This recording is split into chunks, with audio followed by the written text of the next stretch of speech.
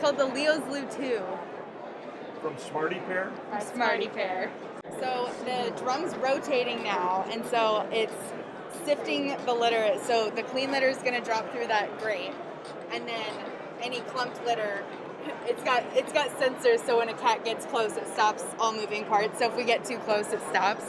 But as it rotates, it separates clean litter out from the clumped, and then the clumps will fall down the chute into the waste store below. And then it just keeps rotating, and then it returns all the clean litter back into the base, so it's ready for your cat for next time. When this button's blue, it means that the waste drawer UV light is shining over the contents in the drawer, which means that it's going to help reduce odor, and it's also effective at killing bacteria, bugs, parasites, viruses. Yeah, so it's got a cover, and then the bottom's actually slightly convex, so that as things drop in there, it spreads out more evenly instead of just piling up in the middle, which just means you're going to be emptying it a lot less. So for me, I'm like, the more hands-off it is, the better. And then the plastic liner?